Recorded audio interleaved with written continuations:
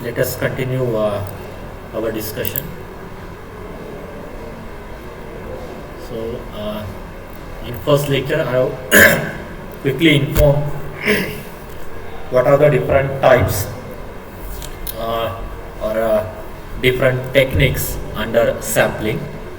Okay, so you can check this content.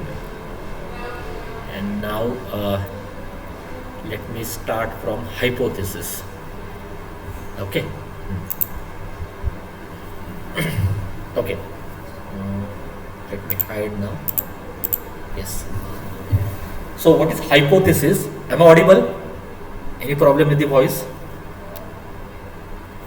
Yes, sir, you are audible. Okay. Yeah. So first of all, what is hypothesis? Okay. Hypothesis basically क्या होता है? Hypothesis ये आपका एक research statement है. आपने already MTBI course complete किया है, तो आपने पहले एक स्टेटमेंट सोचा होगा ना कि ये इस पे मुझे वर्क करना है. Okay, so that statement become hypothesis. मुझे अगर पता है कि अगर ये so if you are in ENTC, अगर ये आप सर्किट डिजाइन करते हो तो मुझे ये रिजल्ट मिल रहा है, so that become your hypothesis. Okay, so any research statement is called as hypothesis. Okay, and first of all, the important part is what it is just the assumption. So we don't know initially whether it is true or whether it is false, whether that hypothesis is going to work or does not going to work. That we don't know. So that we can check using some statistical methods. That we can check using some statistical method. That is nothing but hypothesis testing. अभी clear हो रहा है hypothesis का meaning क्या है और hypothesis testing का use क्या है. Okay, how you check your assumption, how you check your research statement. अभी research statement specially direct second year student, research statement मतलब क्या होता है. फॉर एग्जांपल, अगर ये मेरा स्टेटमेंट है कि in my class only 70% students knows how to write a mathematics, knows how to write mathematics. So without any proof मैंने बस ये ऐसे स्टेटमेंट एज्यूम किया. let me assume just for by observation, just from observation ये statement मैंने draw किया. तो आपको करना क्या है, ये जो रिसर्च स्टेटमेंट है ये एक्चुअली करेक्ट है या नहीं, ये एक्चुअली ट्रू है कि नहीं, that you have to check using hypothesis.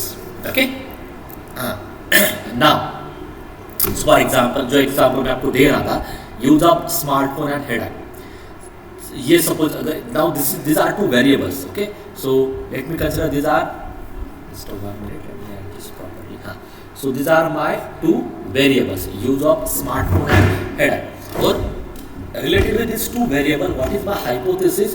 Use of smartphone leads to headache. Use of smartphone leads to headache. This become my hypothesis. ठीक है, तो ऐसा कोई भी एक रिसर्च स्टेटमेंट आपके पास होगा जिसको आपको टेस्ट करना है कि वो एक्चुअली ट्रू है या फॉल्स है. That is nothing but hypothesis. ठीक है, so to do any hypothesis test, set up two contradictory statement. अभी ये करने की जरूरत है ही नहीं. जो भी स्टेटमेंट होता है, तो अभी जो मैंने एग्जांपल दिया था प्रीवियस स्लाइड में, use of smartphone leads to headache, ये आपने मतलब दिस इज वन थॉट, ये एक पहला आपका अजम्पशन है, आप इसको बाद में प्रूव करने वाले हो. ठीक है, तो एक तो क्या होगा, अगर रिजल्ट आपका ट्रू आता है, इट मीन जो आपने स्टेटमेंट बोला था use of smartphone leads to headache, okay, ये करेक्ट है. या तो आपका ये रिजल्ट फॉल्स आएगा. If it is false, it means there is no relationship between smartphone and headache. जो आपको पता है पॉसिबल नहीं है. Okay, it is already proved, this result is already proved, so it is not possible. False कभी आ ही नहीं सकता. But if I assume, okay, if this statement is false, it means there is no relationship between smartphone and headache. ठीक है, तो ये जो ट्रू और फॉल्स जो होता है, these are the two set of hypothesis. ठीक है, इसमें से एक सेट जो होता है या इसमें से जो एक जो स्टेटमेंट होता है, that we call it as null hypothesis. जो सेकंड स्टेटमेंट होता है, that we call it as alternative hypothesis. Simply याद रखो, alternative means the contrapositive of null hypothesis. ठीक है, क्योंकि किसी भी स्टेटमेंट के दो ही साइड आते हैं ना, एक तो वो स्टेटमेंट करेक्ट होगा या तो फॉल्स होगा, किसी एक साइड को नल हाइपोथेसिस बोलो, किसी एक साइड को अल्टरनेटिव हाइपोथेसिस आप बोल सकते हो, ठीक है। बट उसमें भी कुछ रिजल्ट है, हाउ यू एक्चुअली डिसाइड, मतलब दो स्टेटमेंट तो आपके पास हमेशा रहेंगे, उनमें से कौन सा स्टेटमेंट आपको हमेशा नल हाइपोथेसिस में लेना है और कौन सा स्टेटमेंट आपको हमेशा अल्टरनेटिव हाइपोथेसिस में लेना है, ये मैं आपको बाद में एक्सप्लेन करता हूँ, या अभी वो इमीडिएटली स्लाइड में भी है। Okay, now conduct hypothesis test to check if the data support or does not support to null hypothesis. Okay, will go one by one. So these are the two types of hypothesis. आप अगर कोई भी एक statement लेते हो, उस statement के दो साइड्स आते हैं, ओके, एक ट्रू एक फॉल्स, ओके। ट्रू और फॉल्स में से एक को आप बोलते हो नल और एक को आप बोलते हो अल्टरनेटिव। अभी ये कैसे एक्चुअली होता है, या एक्चुअली किस स्टेटमेंट को आप नल बोलने वाले हो, किस स्टेटमेंट को आप अल्टरनेटिव बोलने वाले हो, that I will explain now. So in general, what is your null hypothesis? Okay, so it is a hypothesis that says there is no significantly difference between two variables. इसका simple meaning क्या है, अगर x आपका variable था, y आपका variable था, ये क्या बोल रहा है, what this statement says, there is no significantly difference between these two values. मतलब x and y सेम ही है, there is no significantly difference between two variables in the hypothesis. No significant, मतलब उन दोनों में कोई रिलेशन नहीं है, equal भी नहीं बोल सकते mathematically, there is no relation. अगर मैं प्रीवियस एग्जांपल ही कंसीडर कर रहा हूं, जहां पे क्या केस थी, स्मार्टफोन एंड हेरा, ठीक है। तो इस केस में अल्टरनेटिव हाइपोथेसिस मेरा क्या होगा, there is no relationship between smartphone and हेरा, this become my h not, ठीक है। बट मेरा हाइपोथेसिस क्या था, that smartphone leads to headache, तो आप मुझे बोलो इस केस में जो मेरा h नॉट है, जो मेरा नल हाइपोथेसिस है, इसको मुझे ट्रू करना है या फॉल्स करना है? अदर स्टूडेंट समझ में आ रहा है, आपको इसको ट्रू करना है कि फॉल्स करना है? फिर से उस स्लाइड पे जाता हूं जहां पे एक एक्चुअल क्वेश्चन था। ये क्या है हाइपोथेसिस है, यहां से आपने रिसर्च स्टार्ट किया, फिर आपने h नॉट क्या डिफाइन किया है, h नॉट हमेशा क्या होता है, नो डिफरेंस होता है, मतलब कोई रिलेशन नहीं, ओके। तो h नॉट मेरा क्या होता है, no relation between smartphone and headache. हाँ, तो अभी आप मुझे बोलो, मुझे h नॉट को ट्रू करना है या फॉल्स करना है? If I want to prove this, हाँ, से इट लाउडली, फॉल्स करना है, ठीक है। इसलिए अभी आप देखो आगे का पार्ट, इसलिए it is a hypothesis that researcher trying to disprove, okay, try to make it false, क्योंकि जब ये फॉल्स आएगा तभी आप ये 100% विद श्योरिटी आप ये बोल सकते हो कि यार स्मार्टफोन एंड हेडेक में कुछ तो रिलेशन है, there is confirm a relationship between your smartphone and headache. इसलिए मुझे, मतलब ये इन जनरल अप्रोच होता है, मैंने आपको पहले भी एक्सप्लेन किया था, ऐसा कोई कंपल्सन नहीं कि आपको ये नो रिलेशन पे ही लेना है, there is no relationship between, आप चाहो तो h नॉट ये भी ले सकते हो, there is a relationship between x and y, तो फिर ये आपका रिवर्स हो जाएगा, ये नो रिलेशन में जाएगा। So either it doesn't matter, but चलो इन जनरल अगर h नॉट को मुझे फिक्स करना है, तो h नॉट मेरा जनरली क्या होता है, there is no relationship between this two variable. तो अगर ये मैं स्टेटमेंट फॉल्स कर देता हूं, तो जो मेरा हाइपोथेसिस था वो करेक्ट आ जाएगा। तो जनरली रिसर्चर क्या करते हैं, ये जो h नॉट होता है इसको डिस्प्रूव करने की कोशिश करते हैं या फॉल्स करने की कोशिश करते हैं, ठीक है। And it is generally denoted by h not, ठीक है। तो ये था पहला पार्ट, और भी बहुत सारे एग्जांपल्स देने वाले, so don't worry about this null hypothesis ना अल्टरनेटिव हाइपोथेसिस, तो ये कंटेंट बहुत बड़ा है इसमें। For example, flowers field with club water is grow faster than flowers that field with plain water, ये आपका हाइपोथेसिस है। अगर आप क्लब वाटर देते हो फ्लावर को, so that will grow faster then the regular water, ये उनका हाइपोथेसिस है। तो मेरा h नॉट क्या होगा, there is no significant relationship between type of water feed to the flowers and growth of flowers, है ना, करेक्ट, कोई रिलेशन नहीं, ये तो मैं पहले एज्यूम करूंगा। अगर मुझे इस हाइपोथेसिस को प्रूव करना है, तो मुझे h नॉट को फॉल्स या डिस्प्रूव करना होगा, ठीक है। So this is one example, in this way we set our h not. और हाइपोथेसिस टेस्टिंग में जाने से पहले आपको आपका एच नॉट डिफाइन करना है, या आपका काम है, या उस क्वेश्चन से आपको पहले डिसाइड करना है यार इस क्वेश्चन में मेरा एच नॉट क्या है, what is my H not. उसके बाद ही आप आगे प्रोसीड कर सकते हो। Okay, and exactly opposite to this alternative hypothesis, it is just the contrapositive or the inverse or the opposite of this null hypothesis। वो जो स्टेटमेंट था null hypothesis का, उसका ही contrapositive जो भी स्टेटमेंट है that become the alternative hypothesis। So in the same case मेरा alternative hypothesis क्या होगा, there is some statistically significant relationship between type of water fed to the flowers and growth of the flowers। मतलब H जो होता है, H actually आपका hypothesis आता है। इस केस में इस केस में मेरा हाइपोथेसिस अगर मुझे ट्रू करना है, हाइपोथेसिस को अगर मुझे ट्रू करना है तो मुझे एच नॉट को फॉल्स प्रूव करना होगा। सो ऑटोमेटिकली मेरा एच ट्रू आ जाएगा, मेरा हाइपोथेसिस ट्रू आ जाएगा। ठीक है, इतना कॉम्प्लिकेटेड करने की जरूरत नहीं है। एच नॉट क्या होता है, no difference, no statistically significant difference between those two variable, ये जनरली आपका एच नॉट होता है। ठीक है, डिफरेंस नहीं मतलब दोनों ऑलमोस्ट इक्वल है, आप ऐसे एज्यूम करो। एच नॉट में क्या होता है, ये दोनों वेरिएबल में कोई डिफरेंस नहीं है, दोनों इक्वल ही है। ठीक है, ये जनरली एच नॉट होता है। उसको आपको ट्रू करना है या उसको आपको फॉल्स करना है, ये गिवन हाइपोथेसिस पे डिपेंड है। ठीक है, ट्रू होता है तो ट्रू, फॉल्स है तो फॉल्स। अगर ट्रू है तो आपका हाइपोथेसिस मतलब आपका जो एच नॉट था वही फाइनल रिजल्ट होगा। अगर वो फॉल्स आता है तो जो अल्टरनेटिव हाइपोथेसिस है that become your final statement. Okay, is any doubt आपको? Sorry, any doubt? The H naught, sir. The H naught compulsory several relationship कि relation H naught in general आपको यही लेना है, there is no relationship between these two variable। इन दोनों में कोई relation नहीं है या ये दोनों इक्वल है, ये इसका मीनिंग सेम है। हाँ, all three are equal, three factors। अभी आप जा रहे हो आगे, okay, we'll come to know later on कि 3 वेरिएबल में क्या होता है, 2 वेरिएबल में क्या होता है, मोर देन 2 वेरिएबल में क्या होता है। तो वो भी टॉपिक है, बट जितना आप आगे जाओगे उतना वो कॉम्प्लिकेटेड होते जाता है।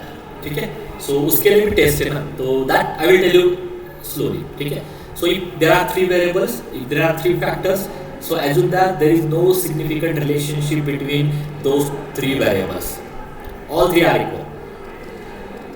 अगर आप ये डिस्प्रूव करते हो तो ही इन दोनों में कुछ ना कुछ तो रिलेशन मिल जाएगा ना, करेक्ट ना। एट देन आइडिया वही है, वेरिएबल कितने भी आ रहे हो, at then your H not is there is no significant difference between those variables and your alternative hypothesis what, there is some relationship. Is it clear now? But again it is your choice. मैं फिर से वही बोल रहा हूँ, अगर कोई बोलता है कि सर मुझे ऐसे नहीं लेना है, I don't want to take there is no significant difference between X and Y, then जो भी आप डिफाइन करते हो आप उससे जा सकते हो। ओके, क्योंकि कभी कभी क्या होता है, लाइक अगर मुझे ये बोलना है कि x is greater than y, मैं ये भी h नॉट ले सकता हूँ ना, x is greater than y, I can go with this.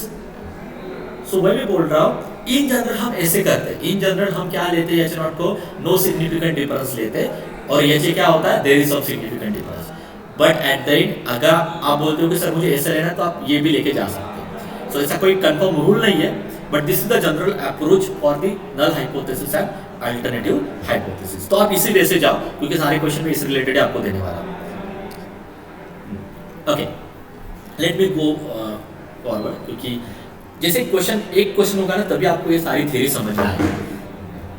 सो ये जनरली होता है, एच नॉट अगर ये आता है तो एच क्या होगा, नॉट इक्वल, इसका काउंटर पॉजिटिव। एच नॉट अगर लेस इक्वल आता है तो इसका ग्रेटर देन होगा, ग्रेटर इक्वल आता है तो लेस देन होगा। Okay, like that। So you can see the counterpositive statement HA here related with this। Okay, one more part here which I want to introduce, which is the notation। Okay, so अभी कोई भी question आने दो, mu जहाँ पे आता है इसका मतलब क्या है, वो मीन किसका है, पॉपुलेशन का है। एंड एक्स बार हमेशा क्या होगा, मीन होगा सैंपल का, पॉपुलेशन का जो सैंपल है उसका मीन होगा। Clear? This notations are clear?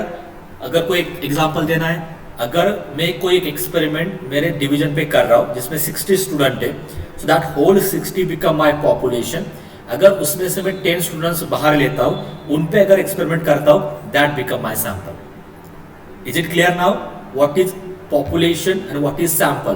Population is the is your target, जिसके लिए आप रिजल्ट कंक्लूड कर रहे हो, जिसके लिए आप रिजल्ट ड्रॉ कर रहे हो, यानी सैंपल उसका एक सबसेट आप ले रहे हो और उस पर वो सारे चीजें फिर से परफॉर्म कर रहे हो।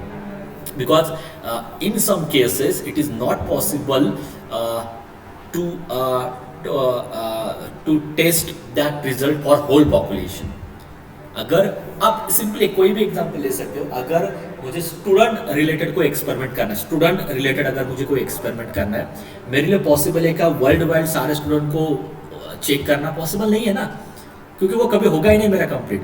तो मैं क्या करूँगा कि चलो I will select few colleges, okay, और उनके जो स्टूडेंट है उन पे वो मैं रिसर्च करूंगा, then I will say that this result is applicable for whole population और this result is applicable for all students, like that, this is the approach.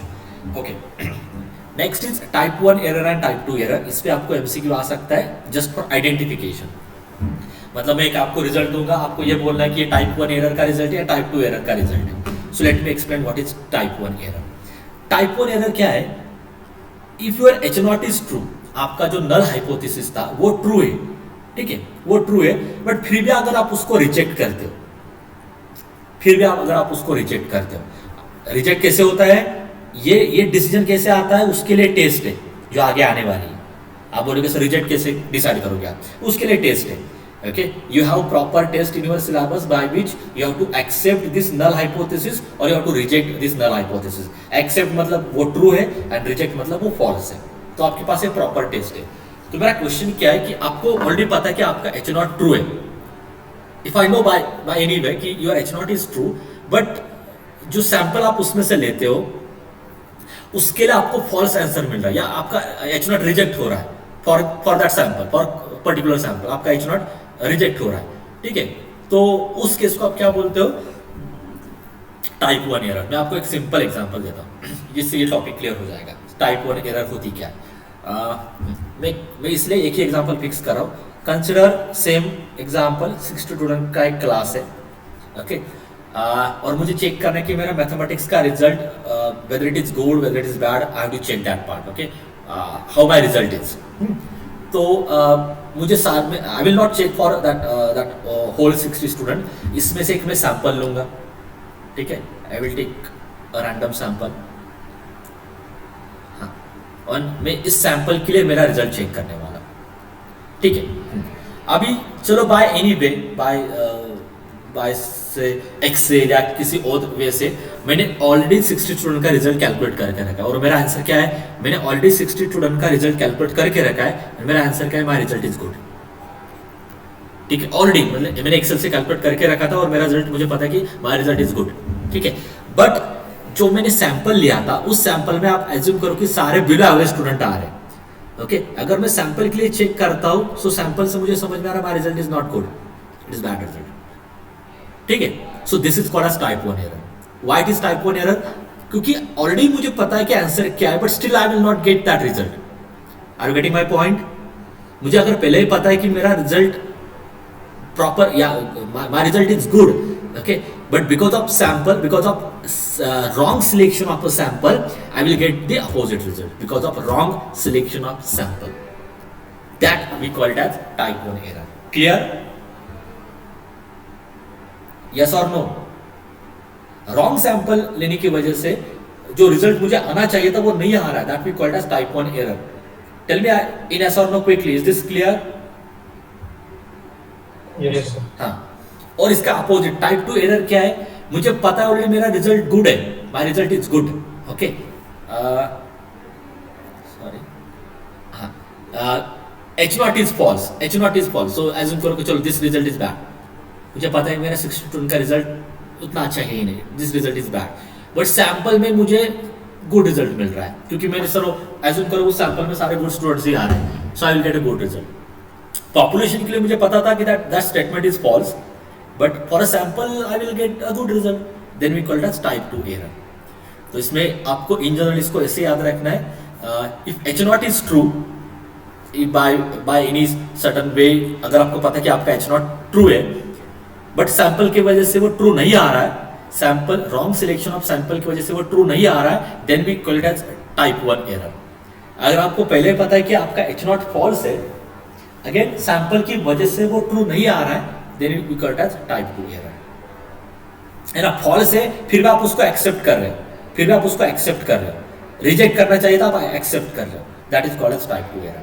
ठीक है, इतना कुछ ये इंपॉर्टेंट रोल प्ले नहीं करता, बट ट्राई टू अंडरस्टैंड कि ऐसे किसी भी रिसर्च में एक केस आपकी हमेशा ऐसी आती है कि सैंपल की वजह से, because of a wrong selection of a sample, आपको जो रिजल्ट एक्सपेक्टेड था वो आपको नहीं मिल रहा है।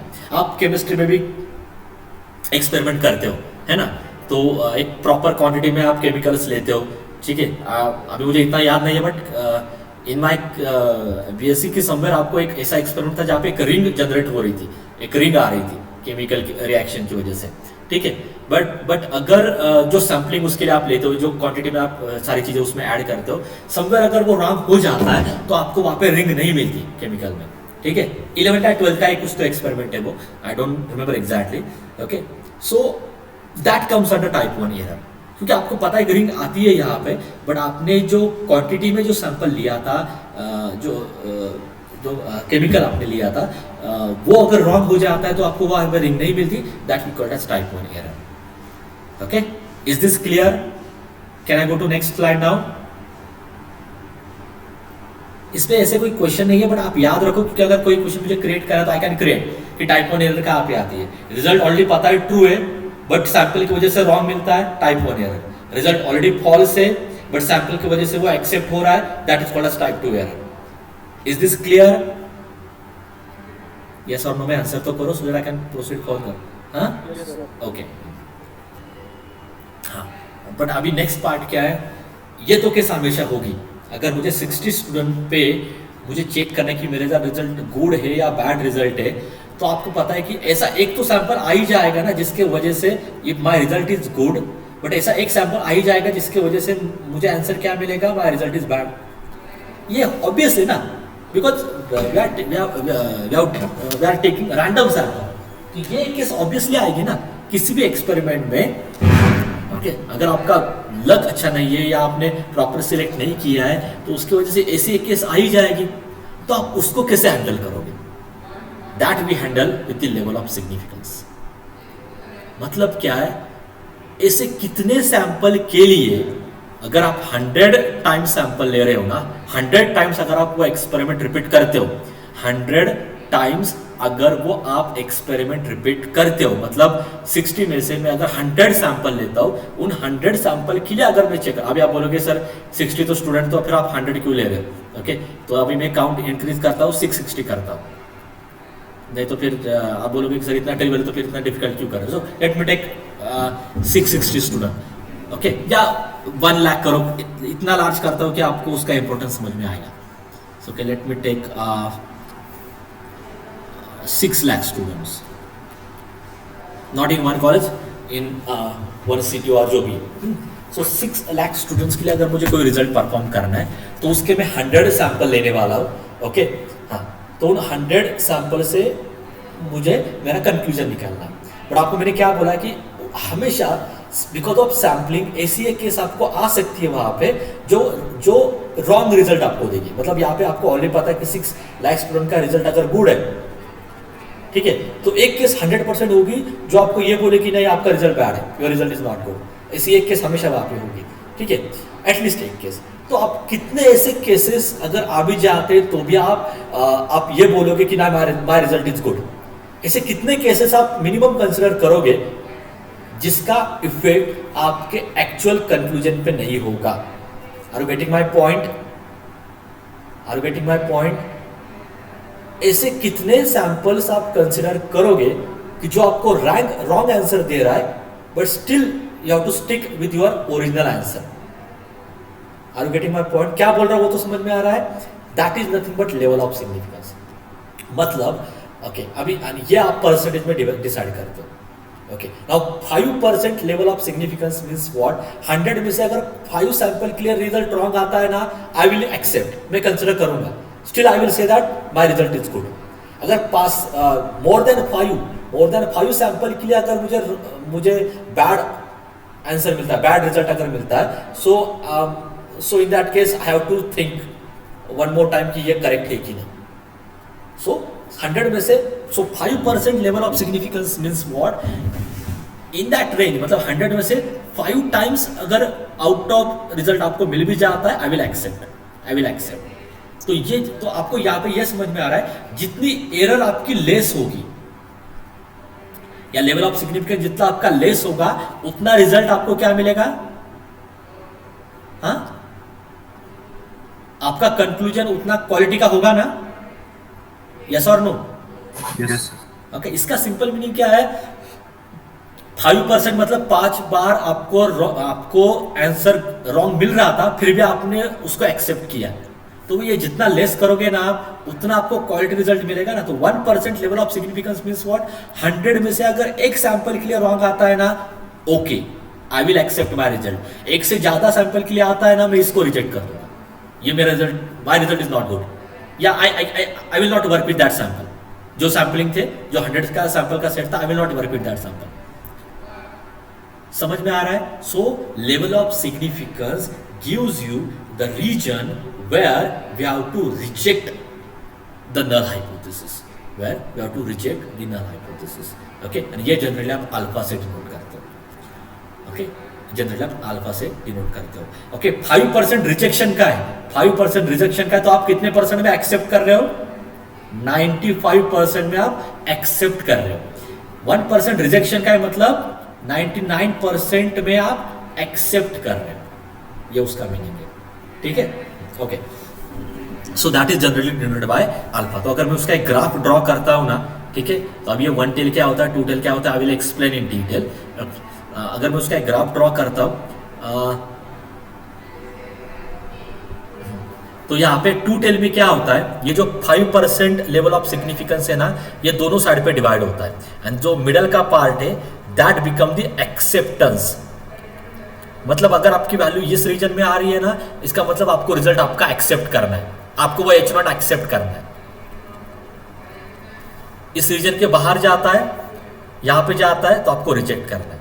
तो 2 टेल में क्या होता है, 5% लेवल ऑफ सिग्निफिकेंस बस 2 पार्ट में डिवाइड करो, तो यहां पे कितना जाएगा, 2.5, और यहां पे क्या जाएगा, 2.5. ये परसेंटेज में एरिया है, 2.5%, 2.5%. 1 टेल में क्या है, किसी एक साइड को डायरेक्टली 5%, किसी एक साइड का 5% पार्ट कंसिडर करो. So this whole part is my 95%, और यहाँ पे ये मिडल का पार्ट मेरा क्या है, 95%. तो लॉजिक सिंपल है. 2 टेल में 5% level of significance divided in 2 part, okay. 2.5, 2.5. अगर 1% है तो 1% है तो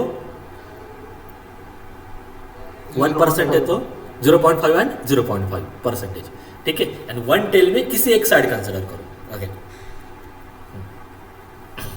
हाँ, और भी कुछ रिजल्ट्स है, ओके. अभी इमीडिएटली आपको ये थ्योरी इतनी जल्दी नहीं समझ में आएगी, क्योंकि कुछ एग्जांपल होने के बाद ही आपको ये जो अभी एक्सपेक्ट कर रहा हूँ, इनका रोल वहाँ पे क्या होता है, ये तभी समझ में आएगा, okay. Level of significance basically क्या होता है, एक ऐसी वैल्यू आपके पास आ जाती है, एक जिसको आप स्टैंडर्ड वैल्यू बोलते हो, स्टैंडर्ड वैल्यू, ठीक है, कि जिस वैल्यू से आप ये डिसाइड कर सकते हो कि वो जो H0 है, वो H0 मुझे एक्सेप्ट करना है, या वो मेरा H0 ट्रू है, या वो मेरा H0 फॉल्स है. ये जिस वैल्यू से आप डिसाइड करते हो, that is nothing but level of significance. मतलब कितने एरर के साथ आप जा सकते हो, with what percentage of error you can accept that result, with what percentage of level of significance you can accept that result, ठीक है, ओके.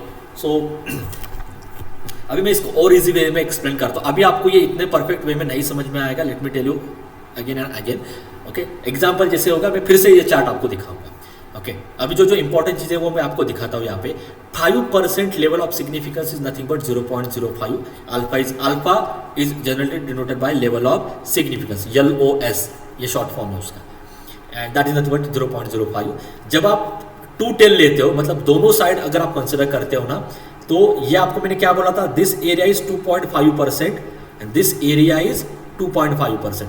तो ये जो 2.5% दोनों साइड पे आता है ना, ये z इक्वल टू 1.96 पे आता है, और यहाँ पे z इक्वल टू -1.96 पे आता है. अभी z पता है सबको, क्या होता है z, नॉर्मल डिस्ट्रीब्यूशन से ये लिया मैंने, क्या होता है z, आप x वेरिएबल को इसमें ट्रांसफॉर्म कर रहे थे ना, करेक्ट ना? थोड़ा बहुत याद आ रहा है कि नहीं? नॉर्मल डिस्ट्रीब्यूशन में आप क्या कर रहे थे, सारे x वेरिएबल को आप z में ट्रांसफॉर्म कर रहे थे और सारे x के लिए आपके पास ग्राफ एक ही था, करेक्ट ना? मैंने विद रीजन एक्सप्लेन किया कि इसलिए तो आप z में ट्रांसफॉर्म कर रहे हो ना, क्योंकि x के लिए आपका ग्राफ चेंज होता जा रहा है, depend this the graph of x is depend on mu, इसलिए आप उसको z में कन्वर्ट करते हो तो सारे केस में ग्राफ आपका इक्वल रहेगा, ठीक है? तो ये उस z की वैल्यू है, ये स्टैंडर्ड वैल्यूज है सारे। 2.5% का एरिया जो होता है उस केस में यहाँ पे z की वैल्यू क्या है, -1.96 एंड 1.96। तो इन बिटवीन का जो एरिया है इसमें अगर आपकी वैल्यू आ जाती है तो आप h0 को एक्सेप्ट करोगे, इसके बाहर आप रिजेक्ट करोगे। 0.01% में यहाँ पे 0.5% होता है, यहाँ पे भी 0.5% होता है, ये रिजेक्शन का एरिया है। इन बिटवीन अगर आपकी वैल्यू आ जाती है तो आप उसको एक्सेप्ट करोगे, ठीक है? और ये 0.5% जेड के कौन से वैल्यू के लिए आता है, 2.58 एंड -2.58। यानी एक अगर साइड में आता है, आइदर ऑन लेफ्ट साइड और either on right side, okay, with 0.0 मतलब 5%, अगर किसी एक साइड का 5% एरिया लेते हो तो वो पॉइंट आता है 1.645। ये बस याद रखो, वैसे भी याद रखने की जरूरत नहीं है, यह मैं आपको डायरेक्टली एग्जाम्पल में मेंशन करके देने वाला हूँ। No need to remember this values, I will give directly ना एग्जाम्पल, बट आपको मैं इसका लॉजिक बाद में आपको एक्सप्लेन करता हूँ। अभी आपको मैंने क्या बोला है फिर से सुनो, बाकी चीज़ें नहीं भी समझ में आती ना तो भी चलेगा। ये होता है नॉर्मल डिस्ट्रीब्यूशन का ग्राफ, ये होते हैं जेड की वैल्यूज, ठीक है? अगर मैं 5% एरिया दोनों साइड से लेता हूँ, मतलब यहाँ से 2.5 लेता हूँ और यहाँ पे भी 2.5% लेता हूँ, तो इस केस में जेड की वैल्यू आती है -1.96 एंड 1.96। ये था पहला पार्ट। तो ये जो एक्सेप्टेंस का एरिया है वो 95% है, ठीक है? सेकंड केस क्या है, अगर मैं 0.1% से दोनों साइड में डिवाइड करता हूँ तो यहाँ पे 0.5% है और यहाँ पे 0.5% है, तो इस केस में z की वैल्यू आती है 2.58 और यहाँ पे z की वैल्यू -2.58 और ये मिडल का जो रीजन है वो 99% एक्सेप्टेंस का रीजन है। जो थर्ड केस है जहाँ पे एक साइड में मैं 5% ले रहा हूँ, या आप लेफ्ट साइड में भी ले सकते हो, या अगर आप लेफ्ट साइड में 5% ले रहे हो तो ये जो पॉइंट है ये आपका आता है -1.645। हाँ, ओके, अभी के लिए बस इतना याद रखो। आई नो दैट ये आपको इतने इमीडिएटली नहीं समझ में आएगा, ठीक है? और एक आपको ऑब्वियस क्वेश्चन होगा, सर ये कौन से केस में डिवाइड कर रहा है, कहाँ पे 2 टेल से जाना है, मतलब कहाँ पे दोनों साइड से डिवाइड करके जाना है, कहाँ पे किसी एक साइड से डिवाइड करके जाना है, इतने इमीडिएटली आपको ये नहीं समझ में आएगा। सो let me go for next slide, ठीक है? 1-2% में समझ में आता है, दैट विल बी ओके, इसका इतना कुछ आगे रोल नहीं। Next, degrees of freedom. हाँ, तो degrees of freedom of n is actually the number of independent pieces of the information। मतलब अगर आपने एक सैंपल लिया जिसमें 10 एलिमेंट्स है, ठीक है? तो डिग्री ऑफ फ्रीडम क्या होता है, n-1 मीन्स 9, ओके? मतलब क्या है, एक value the one value is depend on the remaining 9 values, so therefore 9 values are independent। तो कितने इंडिपेंडेंट है, 9 इंडिपेंडेंट है, ठीक है? That we called degree of freedom. There is one more way to explain this part, but अभी मैं वो avoid करूंगा, ठीक है? एक और वे होता है, but let it degree of freedom is what, number of sample space में जितने एलिमेंट है उसमें से एक सबट्रैक्ट करो, that is n-1 become the degree of freedom. For 2 sample, अगर आप एक ही पॉपुलेशन के 2 सैंपल लेते हो, सैंपल 1 सैंपल 2, इसमें n1 एलिमेंट्स है, इसमें n2 एलिमेंट्स है, तो डिग्री ऑफ फ्रीडम क्या होता है, इन दोनों की sum -2। This are the independent samples और डिग्री ऑफ फ्रीडम, ओके? इसका भी आपके लिए कोई रोल नहीं है, मैं आपको 1 मार्क का ऐसे क्वेश्चन दे सकता हूँ कि एक मेरी पॉपुलेशन है 200 की, उसमें से मैं 10 सैंपल्स ले रहा हूँ, या 10 सैंपल है, I will take 1 sample of count 10, I will take 1 sample of count 10, then what is degree of freedom? क्या होगा degree of freedom? 9. If I take one sample of 20 objects or 20 items, then what is my degree of freedom? D dot F is the degree of freedom. If I consider a sample of 20 items, what is my degree of freedom? 90. ठीक है, तो ये words याद रखो सारे. इसका role calculation में आपको कहीं भी नहीं आने वाला. क्यों नहीं आने वाला आपको मैं बोलने वाला हूँ. क्यों नहीं आने वाला? क्योंकि ये जो भी चीज़ अभी मैं ले रहा हूँ ना, ये बस मैं आपको ब्रैकेट में देने वाला हूँ. ठीक है, those are the standard values. Okay, normal distribution में जैसे मैं आपको एरिया दे रहा था ना ब्रैकेट में, एरिया में आपको दे रहा था डायरेक्टली, ये एरिया लेके आप चेक करो, वैसे ही इन सारे टेस्ट में आपको मैं एक वैल्यू देने वाला हूँ ब्रैकेट में. तो ये सारे उसके पीछे की थियरी. एंड 2 सैंपल्स के लिए तो एक ही क्वेश्चन दूंगा. Let me take 2 samples. One sample having 20 elements, next sample having 15 elements, so or say next sample having 5 elements. So what is the degree of freedom? What is degree of freedom? 30. हाँ, एक sample है जिसमें 20 elements है, next sample है जिसमें 5 elements है. हाँ, 20 what 3 ना, 25 माइनस 2, सो 23. ऐसे क्वेश्चन में आपको 1 मार्क के लिए पूछने वाला, इसलिए डेफिनेशंस याद रखो. Okay, this is our syllabus.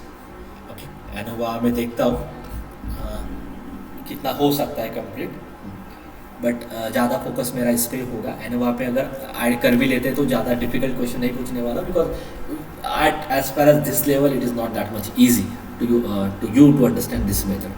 But ठीक है, जितना हो सकता है मैं ज़्यादा फोकस पहले फर्स्ट 3 मेथड पे करूँगा, but I will take this method also. Okay, तो अभी आपको ये देखना है कि how you check your hypothesis. तो अभी तक मैंने आपको क्या क्या एक्सप्लेन किया है कि आपके पास एक हाइपोथेसिस होता है, आपको उसको चेक करना है कि वो हाइपोथेसिस करेक्ट है कि नहीं. ओके, तो आप क्या करते हो, उस हाइपोथेसिस रिलेटेड आप एक नल हाइपोथेसिस लिखते हो. ठीक है, आप एक नल हाइपोथेसिस लिखते हो और फिर यूजिंग दिस 3 टेस्ट, ओके, आप ये डिसाइड करते हो कि इस H0 को मुझे एक्सेप्ट करना है, या ये ट्रू है या ये फॉल्स है. This decision we can take using this test. ठीक है, ये आपका जनरल अप्रोच है. So now let me take first test. मैं ना क्या करता हूँ, ये थोड़ी अलग टेस्ट है, तो जो इजी टेस्ट है ना वो मैं लेता हूँ. कौन सी? नहीं, वो हो जाएगी इमीडिएटली अभी के सेशन में ही, काई स्क्वायर में टाइम जाएगा. So I will take 1 easy test. T test में आज के सेशन में कंप्लीट करता हूँ, हो जाएगी 15 मिनट्स में, क्योंकि इतनी डिफिकल्ट नहीं है. हाँ, so let me explain 1 by 1. T test, और we also call it as students T test. हाँ, कैन यू एक्सप्लेन मी, आप अभी क्या कर रहे हो? Why we need this test? Can you explain me, क्या करना है मुझे? अभी मैंने एक्सप्लेन किया था, कोई बोल सकता है मुझे क्या करना है? Why I need this test? Test का रोल क्या है?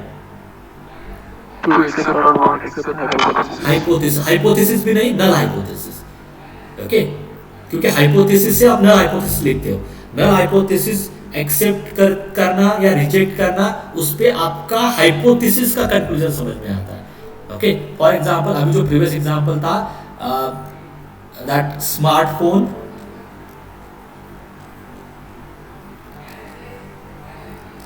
Leeds to headache. ठीक है, यह हाइपोथेसिस था. उसका नल हाइपोथेसिस क्या था? There is no relation between smartphone and headache. कुछ रिलेशन, दोनों इक्वल है ना, कुछ रिलेशन नहीं है उनमें.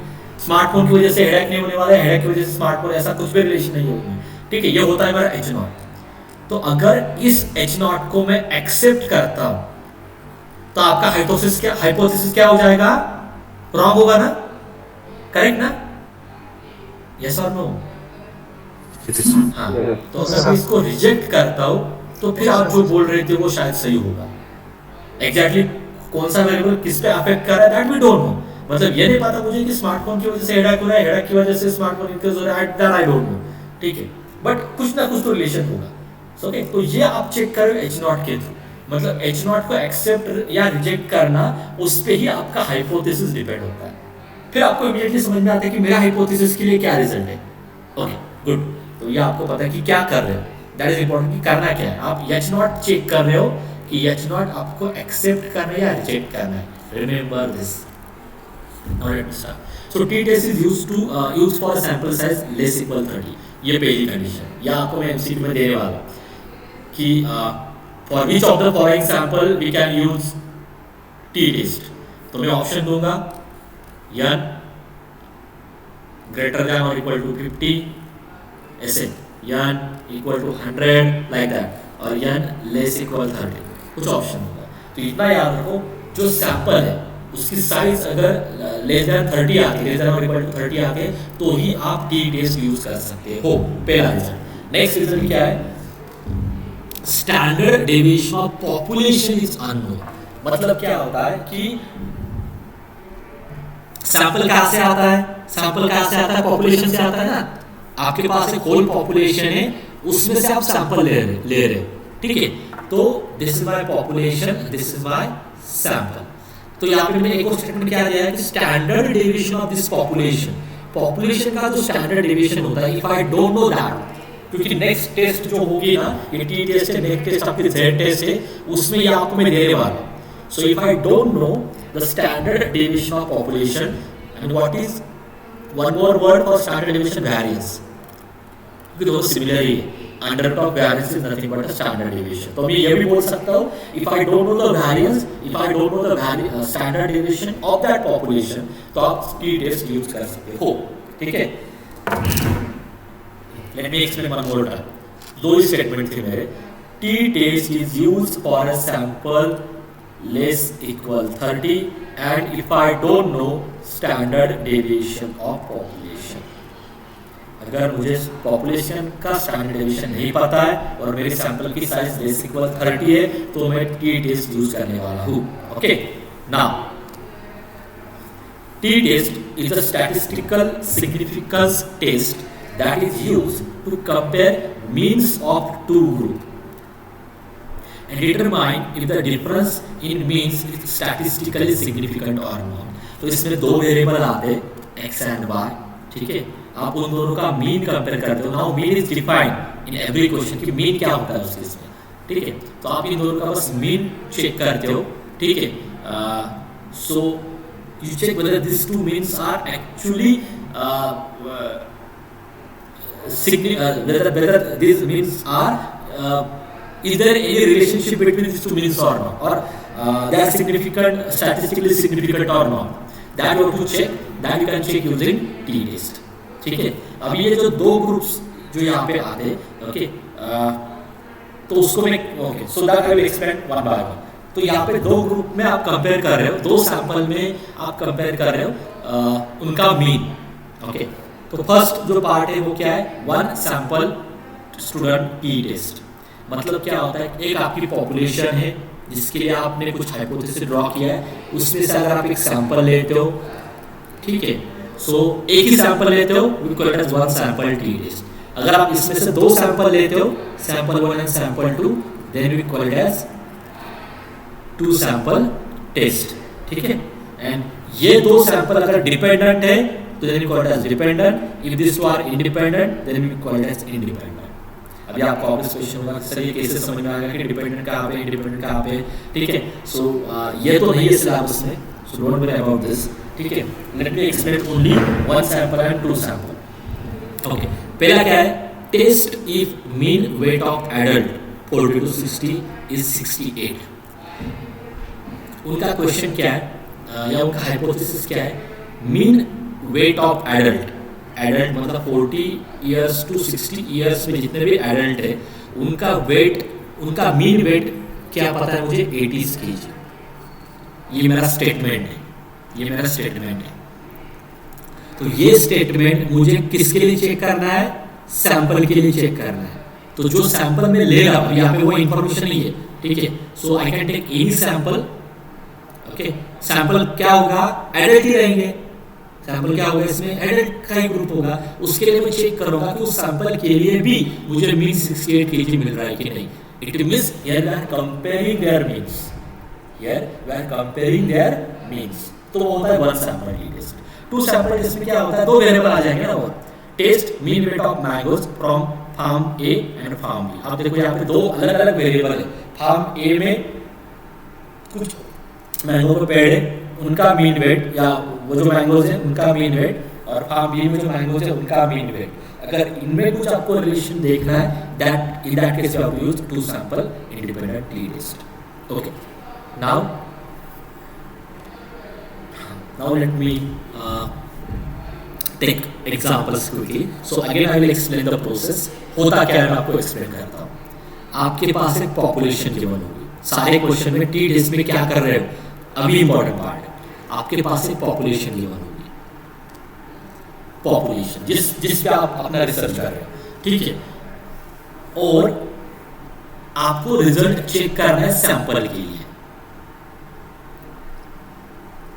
तो आपको इन दोनों केस में एक रिजल्ट, मतलब आपने एक पॉपुलेशन के लिए आपने पॉपुलेशन के लिए एक रिजल्ट ड्रॉ किया है. फॉर एग्जांपल मेरे क्लास 60 के जो स्टूडेंट्स थे, ओके, क्लास 60, मेरा रिजल्ट क्या है, the average marks of my 60 students, average mark मतलब mean, the average marks of my 60 students is 86. ये मेरा हाइपोथेसिस है. Average marks of my division is 86. Okay, अभी मैं क्या करने वाला हूँ, मुझे 60 स्टूडेंट के लिए ये चेक करना डिफिकल्ट लग रहा है. अभी आप बोलोगे सर यहाँ पे 60 मतलब आपको मैंने पता, आप इमेजिन करो, if I feel it is difficult for me to check for 60 student, क्योंकि ये काउंट इतना कम नहीं होता. ये मतलब अभी कैलकुलेशन के लिए मैं आपको ऐसे क्वेश्चन दे सकता हूँ, बट इन जनरल आपको पता है ये लार्ज काउंट पे रहता है. हाँ, सो अभी मुझे 60 स्टूडेंट के लिए चेक करना पॉसिबल नहीं हो रहा है, इसलिए मैं इसमें से कुछ सैंपल लूंगा और उस सैंपल का मैं मीन कैलकुलेट करूंगा x बार. तो हमेशा याद रखो, म्यू जो नोटेशन होता है, mu is the mean of population. अभी आप रिलेट करके जाओ. x बार जो होता है वो होता है मीन ऑफ द सैंपल. तो अगर ये दोनों मीन मेरे इक्वल आते हैं, what is my conclusion, what is my conclusion,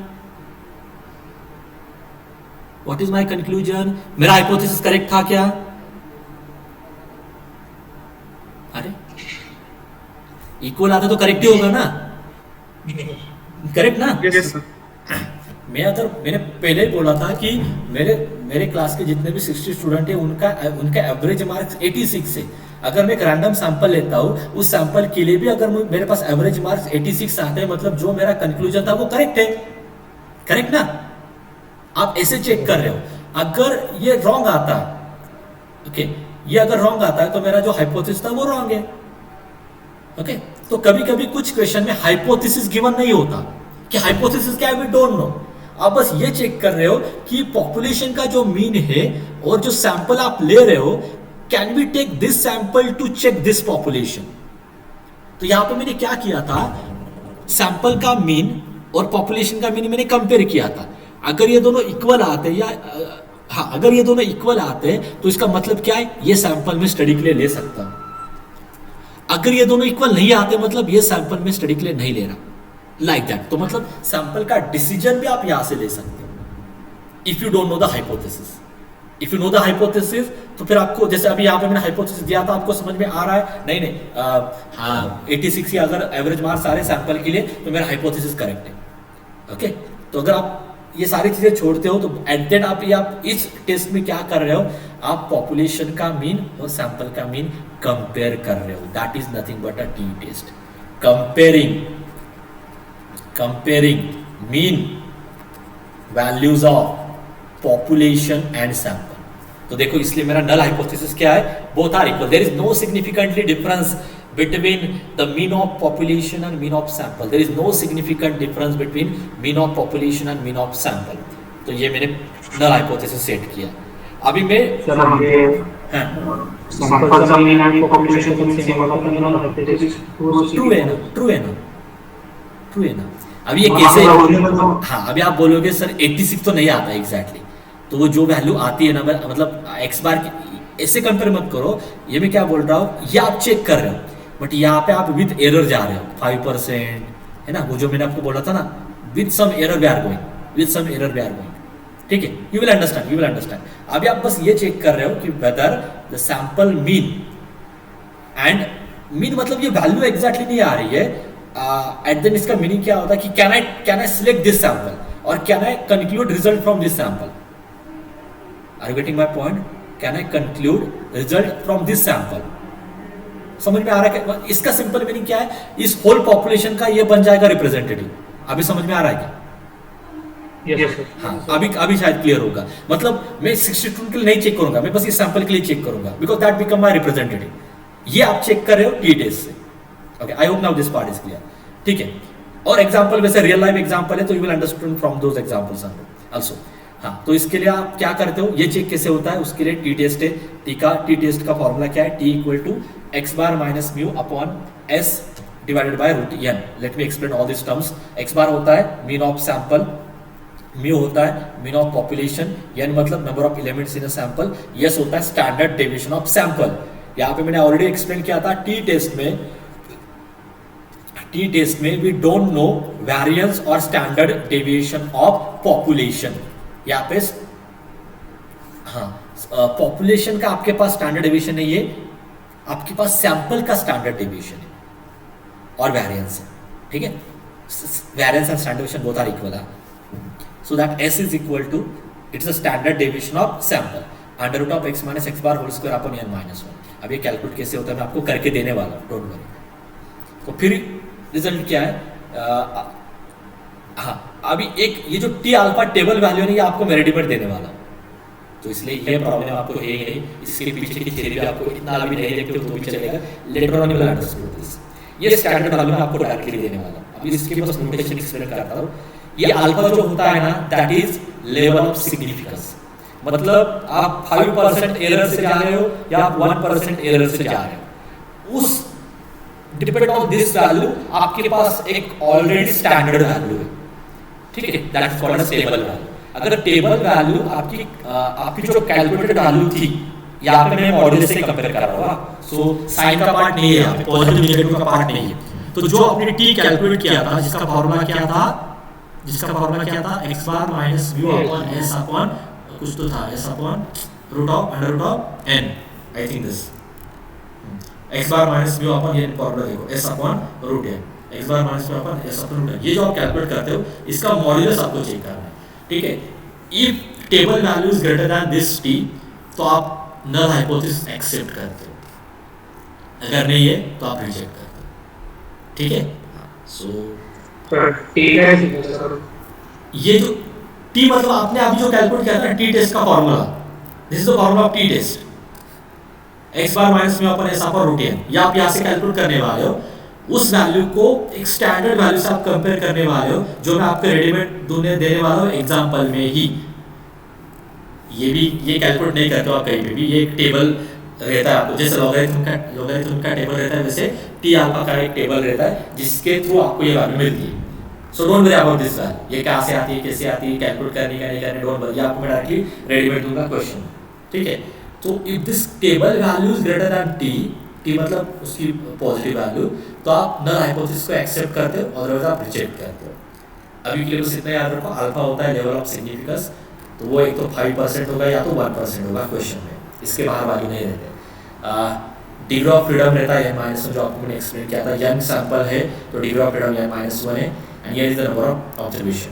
तो आप ये भी इसलिए नीचे दिया है कि ये जो टेबल की जो वैल्यू है ना, ये अल्फा और डिग्री ऑफ फ्रीडम से कैलकुलेट होती है। अभी कैसे वो आपको मैं एक्सप्लेन नहीं करने वाला हूँ, because we don't need that part, okay.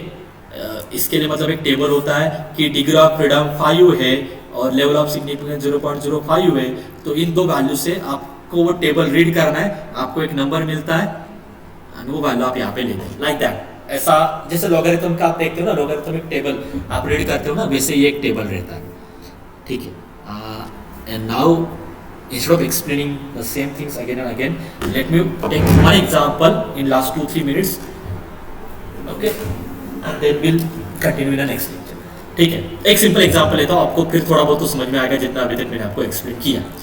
The manufacture of a certain company make an electric bulbs, एक कंपनी है जो इलेक्ट्रिक बल्ब प्रिपेयर करती है, claims that his bulb have mean life of 25 months. तो मुझे पहले ये बोलो, बल्ब की जो लाइफ है वो 25 मंथ्स है, ये जो रिजल्ट था ये उनका पॉपुलेशन का रिजल्ट है या सैंपल का रिजल्ट है?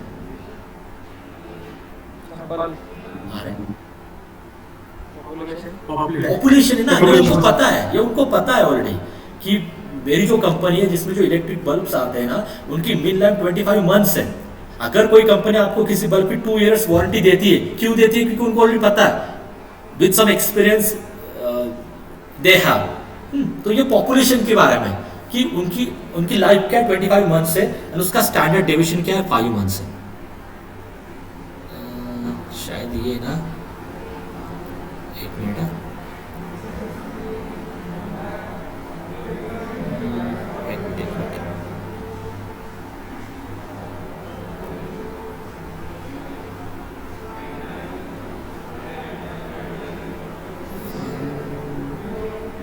ओके, ये जस्ट फॉर कंफ्यूजन ये आ रहा है, ठीक है। एंड उसका जो स्टैंडर्ड डेविएशन है, अब इसका कुछ रोल है ही नहीं, तो मीन पॉपुलेशन का म्यू से डिनोट करते हो, वो है 25, और स्टैंडर्ड डेविएशन पॉपुलेशन का वो है 5 मंथ्स। फिर उन्होंने क्या किया है, a random sample of 6 bulb whose life in month is given. उन्होंने क्या किया, एक सैंपल लिया है 6 बल्ब का, जिसकी जो लाइफ है, life in a month, okay, that we have mentioned, that here they have mentioned, okay, 24, 26, 30, 20, 20 and 80, ये आपके पास सैंपल है, ये आपका सैंपल है। आपको ये चेक करना है, can you regard the producer claims to be valid, जो उसका क्लेम है वो वैलिड है क्या एट 1% लेवल ऑफ सिग्निफिकेंस, जो वो क्लेम कर रहे हैं, ओके, वो वैलिड है क्या विद दी 1% ऑफ सिग्निफिकेंस। मतलब क्या करो आप इस एक्सपेरिमेंट में, उनका एक जो कंक्लूजन था about a life of a bulb, okay, वो एक्चुअली करेक्ट है कि नहीं, ये मैं चेक करूंगा विद सम सैंपल। तो मैं कुछ बल्ब लूंगा जिनका सैंपल मेरे पास है, उस सैंपल से मैं चेक करूंगा कि उनका कंक्लूजन करेक्ट है कि नहीं। Are you getting my point now? Yes, हाँ। तो आपको क्या करना है, पहले एच नॉट क्या होता है, there is no significant difference. मतलब क्या डिफाइन होगा, there is no significant difference between mean life okay of a population, मतलब ये जो मीन था उनका, एंड सैंपल।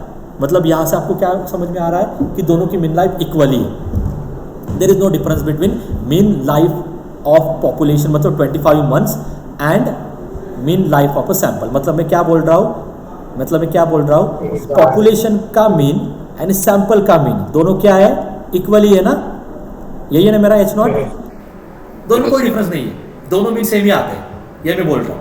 ये मेरा क्या है, एच नॉट है। Now I have to check whether it is actually true or not, तो उसके लिए टेस्ट परफॉर्म करो। टी का formula x bar minus mu upon S upon root n। Tell me x bar क्या है,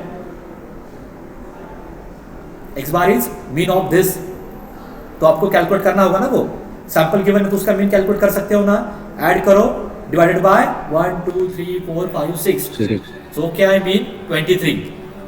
हाँ, अभी इसमें एक और वैल्यू है यस मतलब क्या, स्टैंडर्ड डेविएशन, उसका फॉर्मूला भी क्या है, summation x minus x bar whole square upon n minus 1, तो ये भी वहां से कैलकुलेट करना है, तो उसकी वैल्यू आती है 4.517। ये मैं लेने वाला हूँ नेक्स्ट लेक्चर में, ओके, सो डोंट वरी।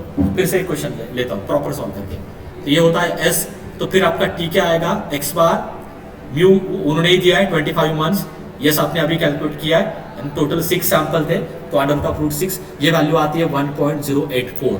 और फिर आपको एक वैल्यू में डायरेक्टली क्वेश्चन में ही दूंगा, इस वैल्यू को याद किससे रखना है, 0.01 मतलब 1% लेवल ऑफ सिग्निफिकेंस की वैल्यू में दे रहा हूं, तो ये वैल्यू क्या है 4.032, ओके। हाँ, तो आपको मैंने एक रिजल्ट दिया था कि अगर टेबल वैल्यू ज्यादा आती है तब तो आप क्या करते हो, आप एक्सेप्ट करते हो हाइपोथेसिस, अगर टेबल वैल्यू लेस आती है तो आप रिजेक्ट करते हो, यही था ना मेरा कंक्लूजन। देखो, टेबल वैल्यू ज्यादा आती है तब आप एक्सेप्ट करते हो, नहीं आती है तो आप रिजेक्ट करते हो। तो यहाँ पे जो टेबल वैल्यू थी ये मेरी ज़्यादा है, जो मैंने एक्चुअली ये कैलकुलेटेड वैल्यू है और ये टेबल वैल्यू है, तो ये ज़्यादा है, इसलिए मैं नल हाइपोथेसिस को एक्सेप्ट करूंगा, इसलिए जो उनका कंक्लूजन था वो करेक्ट है। Therefore, what they have said that the average mean life of your bulb is 25 months, वो correct ही है. ऐसे टाइप के क्वेश्चन है. So I think so it will take some lectures to complete, and I will repeat the whole question again in a next lecture.